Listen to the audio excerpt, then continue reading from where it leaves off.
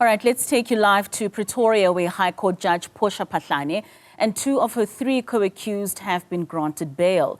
The 4th accused, who is the leader of the International Pentecostal Holiness Church, was not granted bail. All 4 were arrested last night on charges of alleged corruption and money laundering. Newzroom Afrika's Mnisi attended court proceedings and now joins us live. Linda, a very good afternoon to you. Quite an eventful evening and morning with those arrests and appearances in court. Maybe just take us through what happened in court and some of the reactions, particularly from Judge Phahlane. Well, it has been quite an interesting day, Katleho, looking at the appearance of Judge Portia Phahlane. From this morning when the news broke, there really has been great anticipation, even in outside court, really, with scores of supporters of the IPHC waiting for that court appearance to eventually happen. But in fact, it eventually happened and they appeared in the dark. And you go through the charge sheet, they're facing 19 counts of corruption collectively.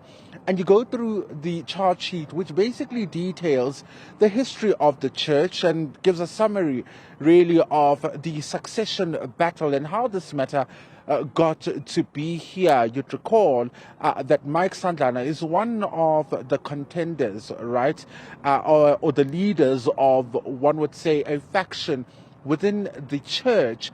And that resulted in a number of civil cases that, arose from that particular succession battle. 2, in fact, of those litigation cases came out of it, and they were ultimately merged to be made one. In 2023, Judge Phahlane, who was to case manage, basically deal with the pre-trial issues of the case, ultimately became the presiding officer in this particular matter. But according to the state, she then received in excess of 2 million rands in gratification in exchange for a favorable judgment to Sandlana, and that's what brought them in court. Investigations, extensive investigations that the Hawks say they entered into, led them to the arrest of the suspects. It's a case, Katleho, of a presiding officer swinging from the bench to the dock. And one might argue it's the first time that a sitting judge is facing criminal charges for alleged wrongdoing in a matter that they are adjudicating. But today she came to court making a bail application along with her co-accused. And one of the things that she says is that this is a personal vendetta against her brought by some of the litigants in that succession battle who, of course, were not happy with her. She says, there's been a number of attempts on her, or allegations made against her of corruption, even a recusal application, which she refused.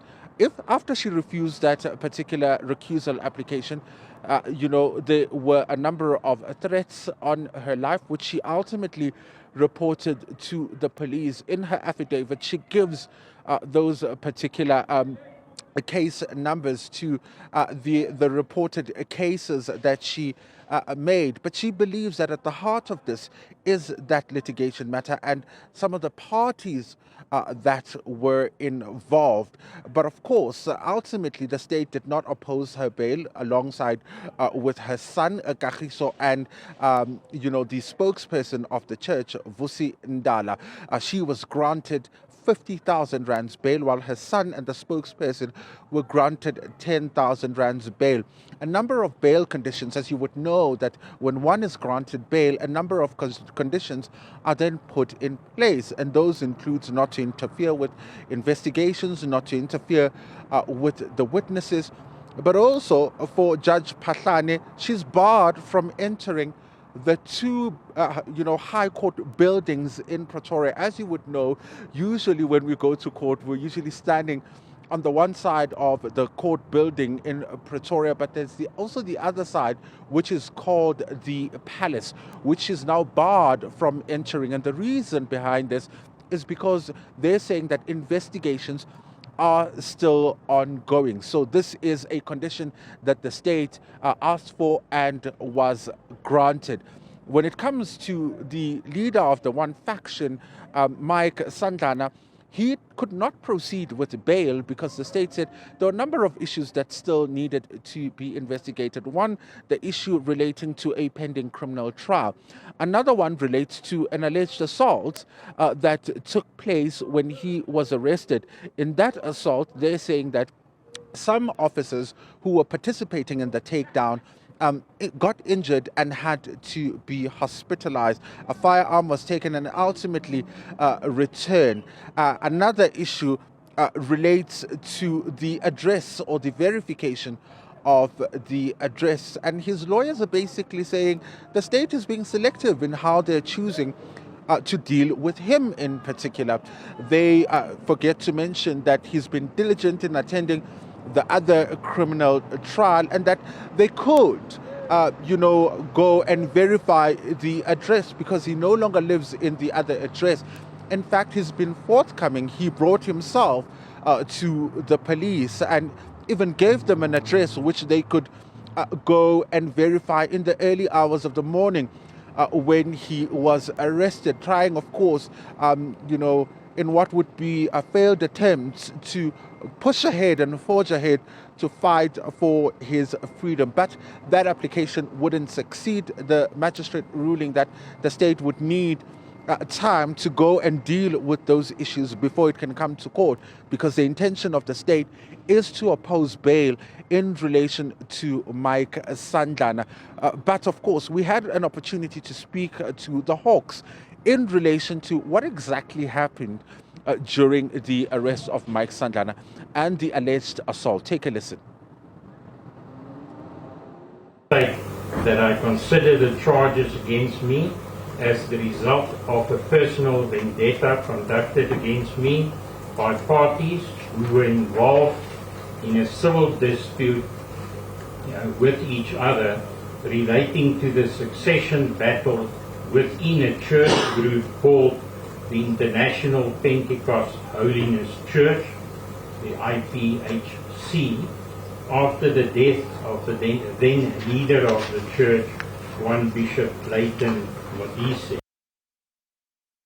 We believe that the extreme seriousness of these allegations require that the Judicial Service Commission immediately convene and take the extraordinary step of immediately suspending the judge pending a formal investigation by a Judicial Conduct Tribunal.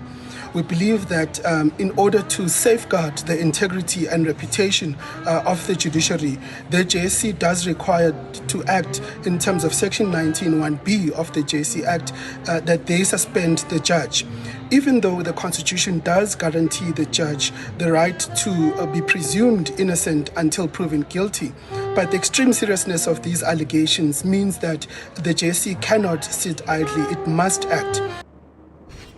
All right, so the first bite that you heard there, Katlego, is the lawyer of Judge Phahlane really reading her affidavit, which details what she says is a personal vendetta against her. But of course, after that, you would have seen Judges Matters Mbegazeli Benjamin, essentially reacting to the arrest of Judge Phahlane, and at this particular point calling for her suspension. This is the reaction that some of those in the legal fraternity, particularly those watching the works of or the work of the judges, which is so important, in administering justice, is concerned. So they're looking at it and saying, in order to protect the integrity of the judiciary, she must be suspended immediately. But of course, touching on other important factors, which include the JSC Act, you would know that